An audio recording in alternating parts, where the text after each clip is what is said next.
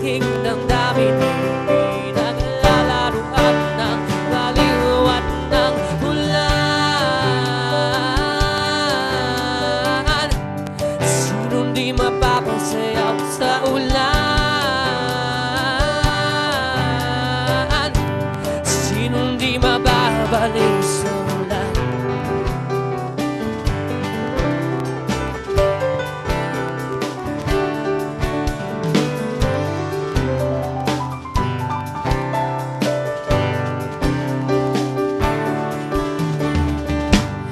Tulog ng langit, siyang nag-ampon.